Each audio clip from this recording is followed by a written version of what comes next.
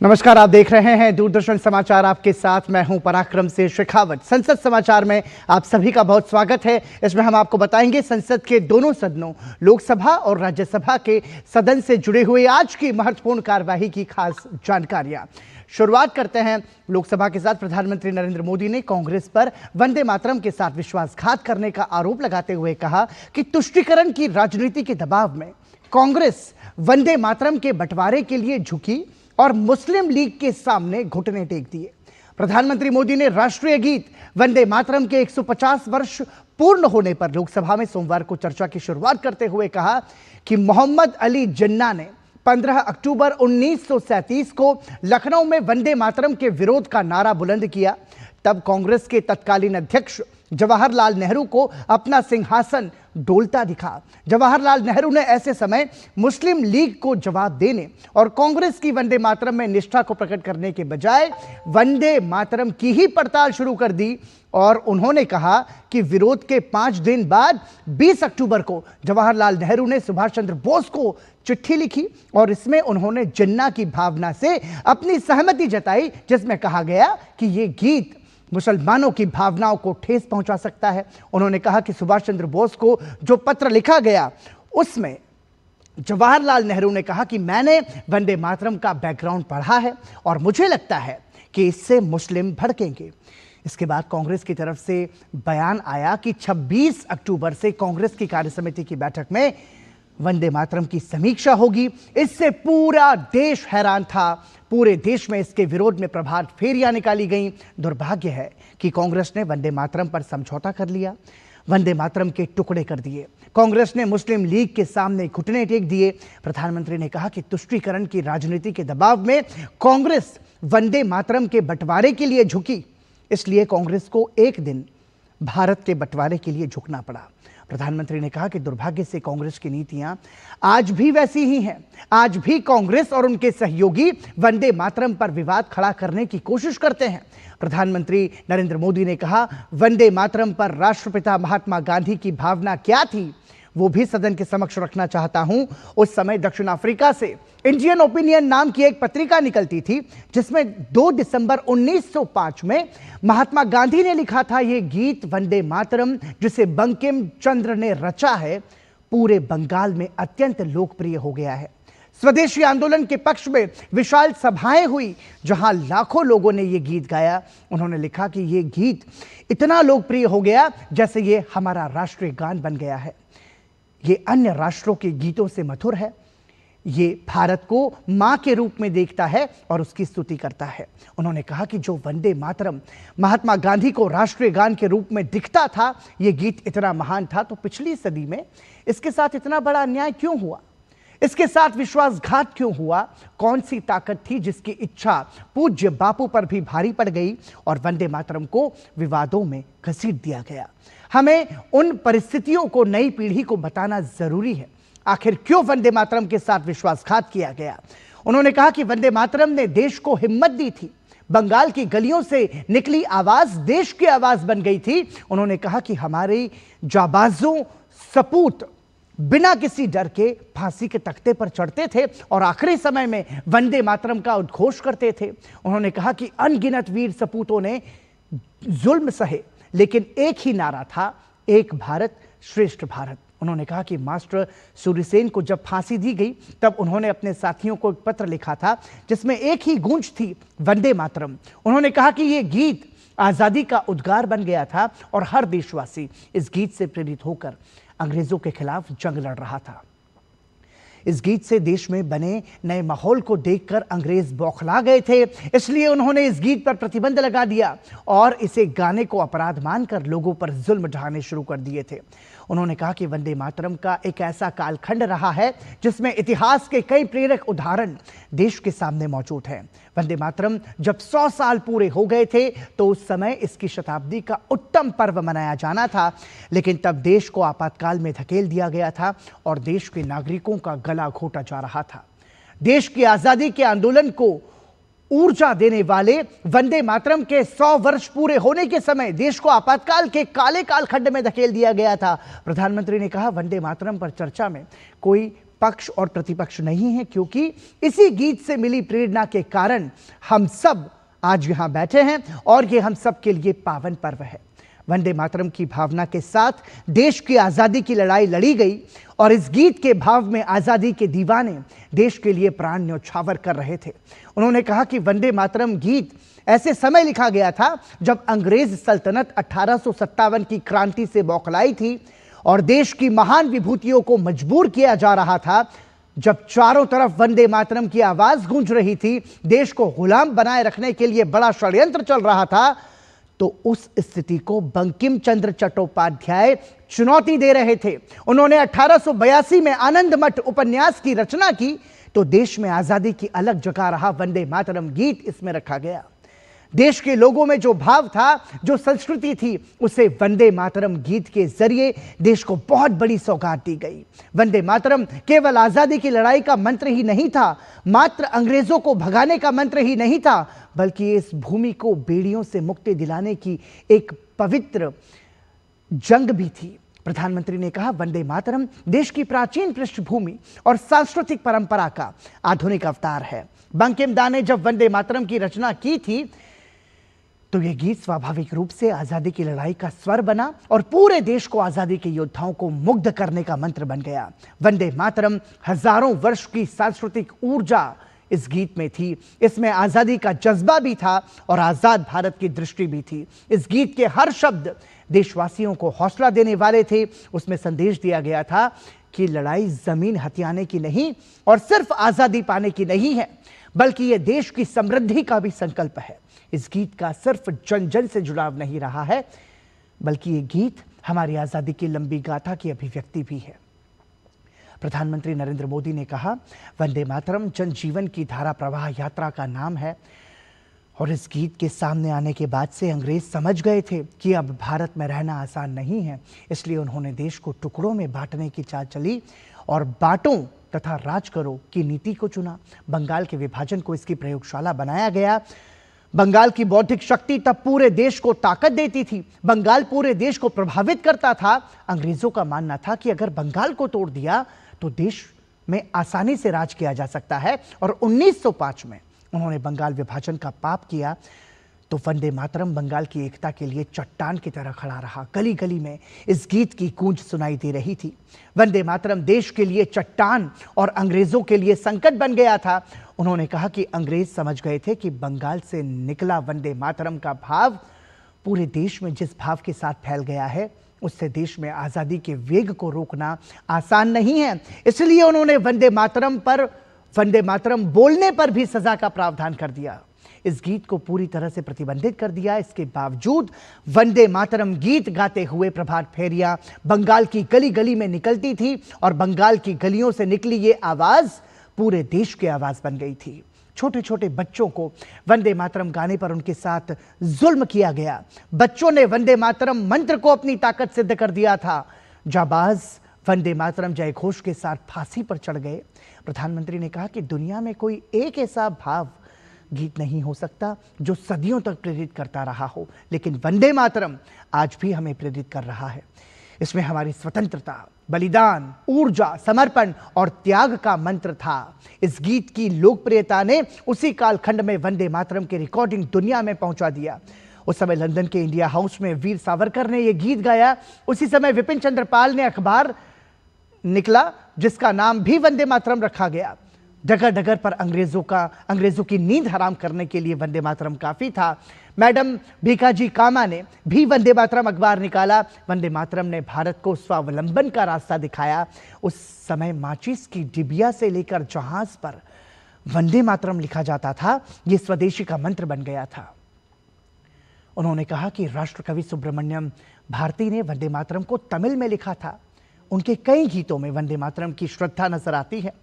भारत का ध्वज गीत भी भारती ने ही लिखा था। उन्होंने कहा कि जब संकटों का कालखंड होता है तभी पता चलता है कि हम कितने सशक्त हैं। 1947 के बाद देश की चुनौतियां बदली, लेकिन देश की जीवटता वही रही। जब भी संकट आया, भारत वंदे मातरम के साथ आगे बढ़ा। एक जमाना था जब देश में खाद्य का संकट आया, तब किसानों ने अन्न से भर दिया। कोरोना संकट में भी इसी भाव से देश खड़ा हुआ और आगे बढ़ा। वंदे मातरम हमारे लिए सिर्फ स्मरण करने के लिए नहीं, बल्कि ऊर्जा के लिए ये हमारे लिए काम करता है। हम लोगों के ऊपर वंदे मातरम का कर्ज है। भारत के पास हर चुनौतियों को पार करने की ताकत है। ये हमारे लिए प्रेरणा है। हम आत्मनिर्भर भारत का सपना लेकर चल रहे हैं।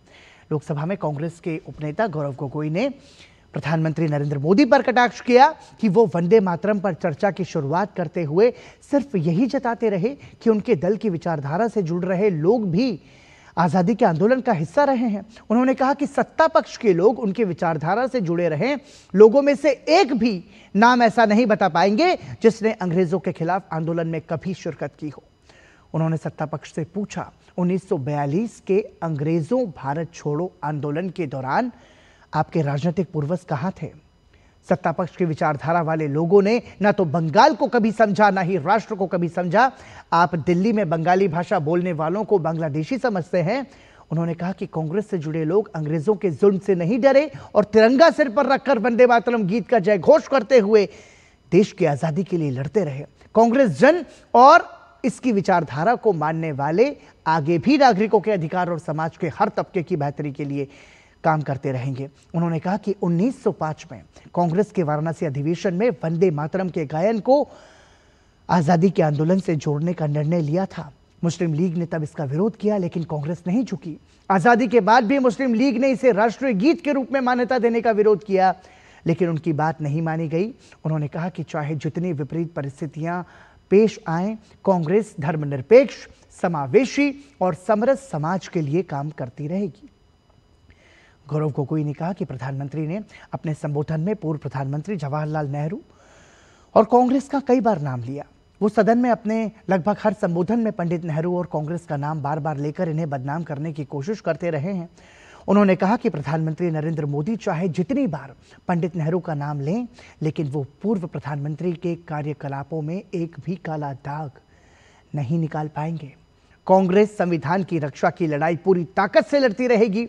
उन्होंने कहा, वंदे मातरम के 150 वर्ष पूरे होने के मौके पर हो रही चर्चा में हम जब वर्तमान स्थिति का जिक्र कर रहे हैं तो हमें देखना होगा कि आज न तो सीमा सुरक्षित है, न रुपया सुरक्षित है और न ही देश की राजधानी सुरक्षित है। मतदाता सूची तक सुरक्षित नहीं है। समाजवादी पार्टी के अखिलेश यादव ने कहा कि जिस विचारधारा के लोगों ने स्वतंत्रता आंदोलन में कभी भाग नहीं लिया, उसी विचारधारा के लोग आज वंदे मातरम और आजादी के आंदोलन को लेकर बड़ी बड़ी बातें कर रहे हैं। सत्ता पक्ष के लोग आज हर उस अच्छी चीज को अपना लेना चाहते हैं जिसमें उनका दूर दूर तक उनकी कोई सहभागिता भी नहीं रही है। उन्होंने कहा कि जिन लोगों ने देश तोड़ने का काम किया, वैसे ही विचारधारा के लोग आज फिर समाज में दरार पैदा कर रहे हैं। उन्होंने कहा कि जो लोग अपने को प्रखर राष्ट्रवादी कहते हैं, दरअसल वो लोग राष्ट्रविवादी हैं, राष्ट्रवादी नहीं। ऐसे लोग आए दिन तरह तरह के विवादों को जन्म देते रहते हैं।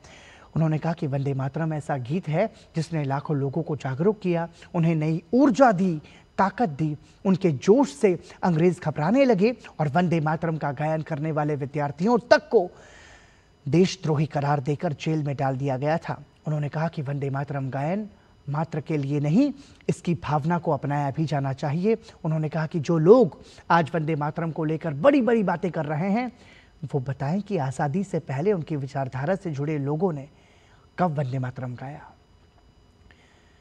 तृणमूल कांग्रेस की काकोली घोष दस्तीदार ने कहा कि देश के विभाजन की सोच रखने वाले लोगों का बहिष्कार होना चाहिए।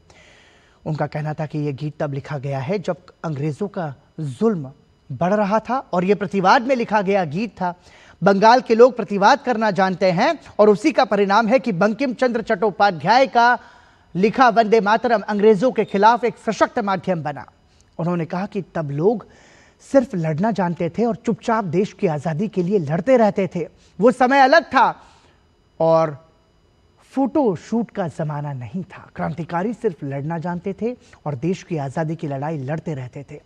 द्रविड़ मुन्नेत्र कशगम डीएमके के ए राजा ने कहा कि राष्ट्रगान देश के लिए विशेष है और यह गीत बताता है कि भाषा और भौगोलिक विविधता वाले देश का स्वर एक है। उन्होंने राष्ट्रगान को तो ठीक बताया, लेकिन राष्ट्रीय गीत की जरूरत पर सवाल उठाया। उनका कहना था कि सच यही है कि वंदे मातरम राष्ट्रीय आंदोलन के दौरान देश की भावनाओं से गहराई से जुड़ रहा था। पूरे देश को इस गीत ने एक सूत्र में अंग्रेजों के खिलाफ बांध दिया था। बंकिम चंद्र के इस गीत ने देशभक्ति को धर्म और धर्म को देशभक्ति में भी बदल दिया था। उनका कहना था कि वंदे मातरम को लेकर जवाहरलाल नेहरू ने सुभाष चंद्र बोस को एक पत्र भी लिखा था। उन्होंने प्रधानमंत्री नरेंद्र मोदी पर भी निशाना साधा और कहा कि यह सही है कि आजादी के आंदोलन के दौरान आनंद मठ में सम्मिलित वंदे मातरम गीत से आजादी के दीवानों को ऊर्जा मिलती रही है, लेकिन सवाल है कि वंदे मातरम का मूल सपना क्या था और इस गीत को तोड़ा किसने है। उन्होंने यह भी पूछा कि वंदे मातरम का मूल सपना क्या था और इसमें विभाजन कैसे पैदा किया गया। उन्होंने भाजपा की तरफ इशारा करते हुए कहा कि यह सब आपके ही पूर्वज थे जिन्होंने विभाजन पैदा किया था। तेलुगु देशम पार्टी की डॉक्टर बायरेड्डी शबरी ने कहा कि यह देश के लिए प्रेरणाप्रद गीत रहा है और सभी जाति तथा धर्म के लोगों ने इसको गाया है। पूरे देश में यह गीत गाया गया और लाखों लोगों को देशभक्ति के लिए इस गीत ने प्रेरित किया। उन्होंने डॉक्टर राजेंद्र प्रसाद के शब्दों को धद्रधूत किया और कहा कि उनके बयान की देश भर के लोगों ने सराहना की है। उन्होंने कहा कि इस गीत में असंख्य स्वतंत्रता सेनानियों को प्रेरणा मिली है। जनता दल यू के देवेश चंद्र ठाकुर ने कहा कि यह गीत भारतीयों के लिए राष्ट्रीय चेतना का उद्घोष बन गया था। यह गीत बंगाल विभाजन से लेकर हर मोर्चे पर देश की आजादी के आंदोलन का प्रेरणा गीत बना रहा।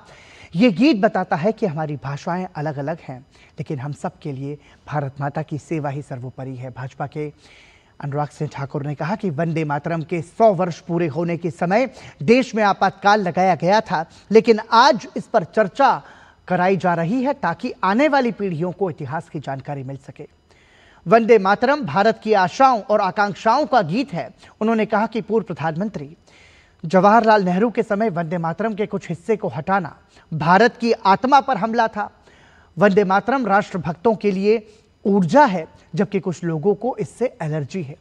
अंग्रेजों को तो वंदे मातरम और वंदे भारत से दिक्कत थी, जिन्ना को वंदे मातरम से दिक्कत थी, जिन्ना के मुन्ना को भी वंदे मातरम से दिक्कत है।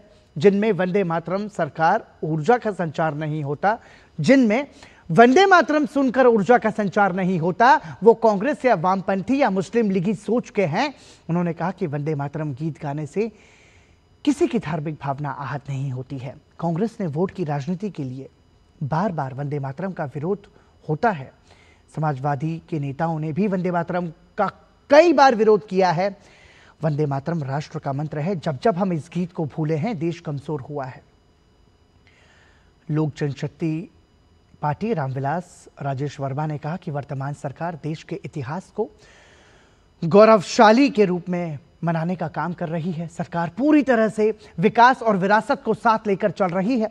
भगत सिंह, राजगुरु और सुखदेव ने हंसते हंसते फांसी का फंदा चूमा और आखिर वक्त में उन्होंने वंदे मातरम ही गाया था।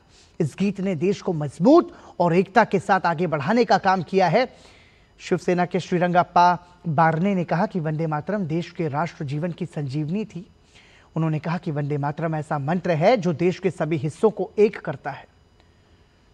वंदे मातरम हमारी संस्कृति और राष्ट्र रक्षा करने की शक्ति देता है।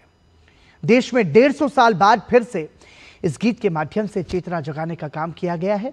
इस गीत ने करोड़ों भारतीयों के दिल में अटूट संकल्प जगाया और मातृभूमि के लिए समर्पण की भावना को जगाया। वर्ष 1905 में बंगाल विभाजन के दौरान वंदे मातरम जन आंदोलन बन गया था। अंग्रेजों ने इस गीत की ताकत को समझा, इसलिए इस पर प्रतिबंध लगाया गया था। आजादी के बाद कांग्रेस ने इस गीत को लेकर विवाद पैदा किए जो राष्ट्रीय भावना के खिलाफ था। वंदे मातरम तुष्टीकरण की राजनीति का शिकार हो गया। इससे पहले सरकार ने सोमवार को कहा कि नई लागू श्रम संहिताओं के माध्यम से बागान मजदूरों, खासकर चाय बागानों में काम करने वाली महिला श्रमिकों के कल्याण के कई प्रावधान किए गए हैं।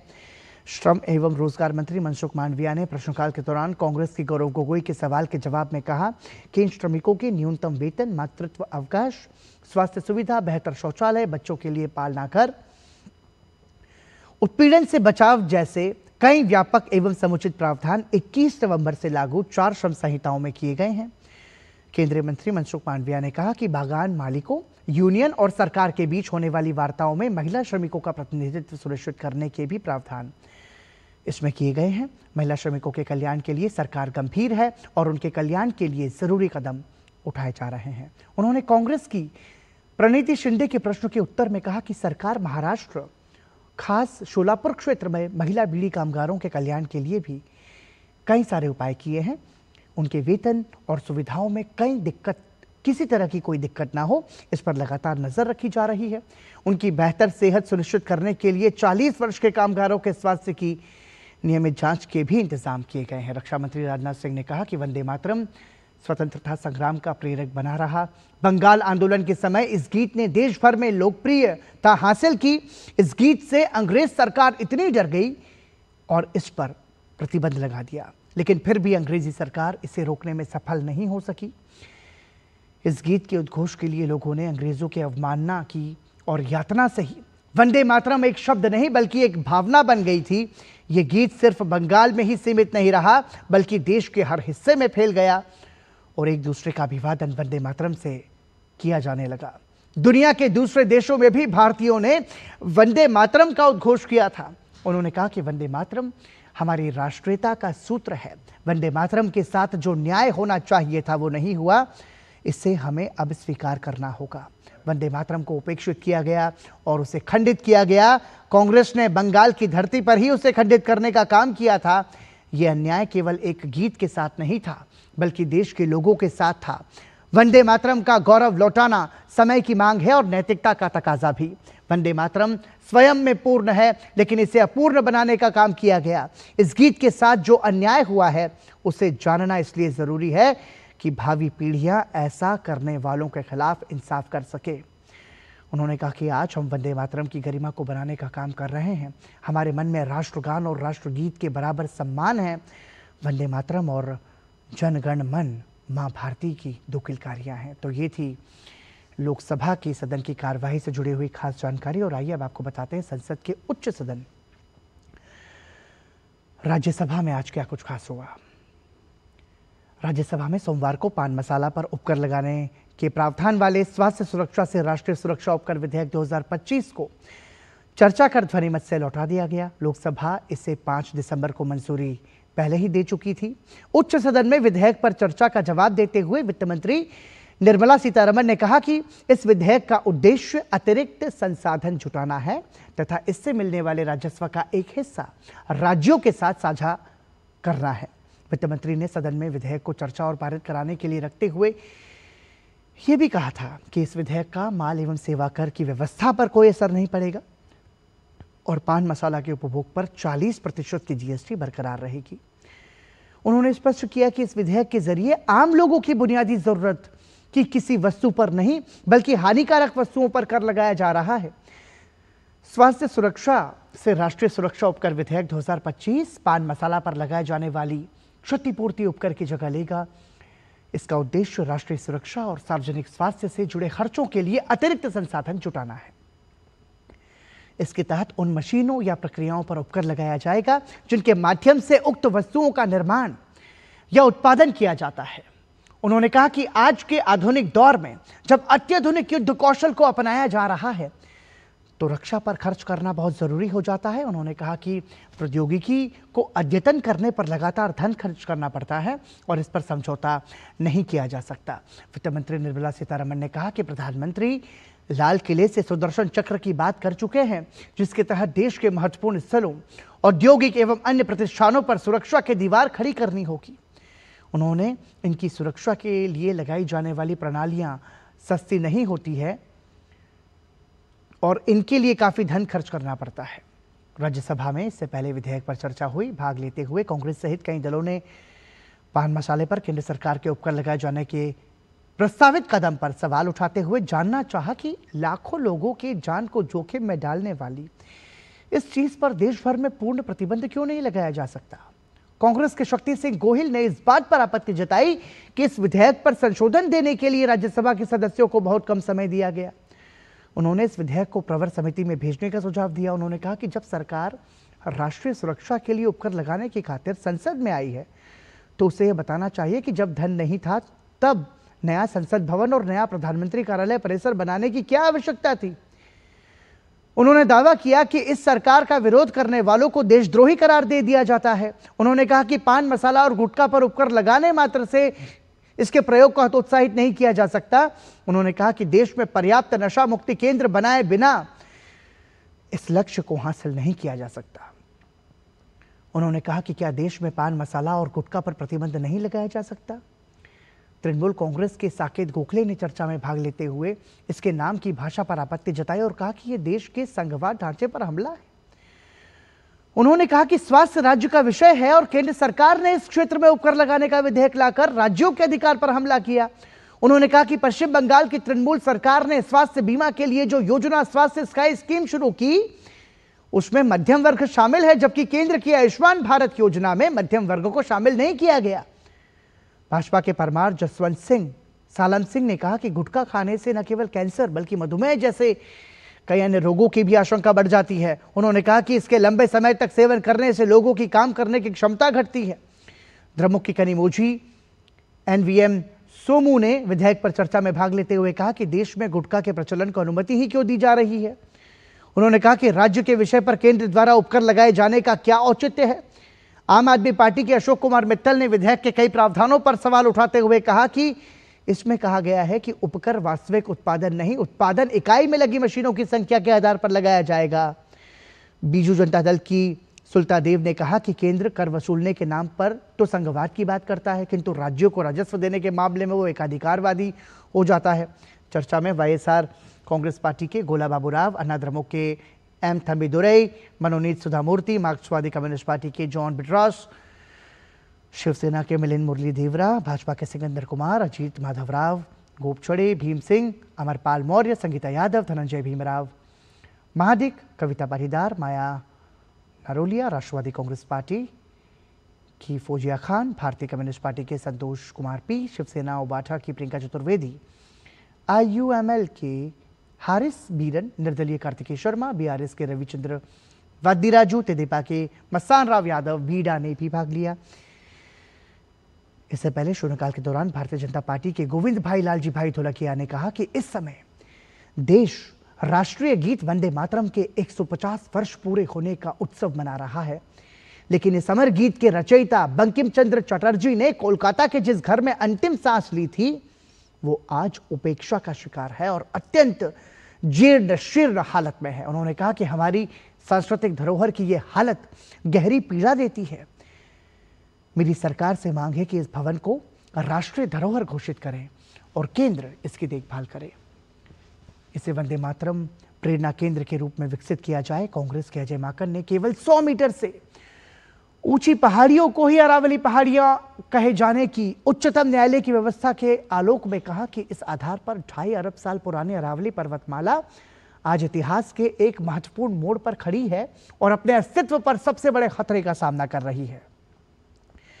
तो ये थी संसद के उच्च सदन यानी कि राज्यसभा के सदन से जुड़ी हुई आज की कार्यवाही की जानकारी। इसी के साथ संसद समाचार में इतना ही। दीजिए अनुमति। नमस्कार।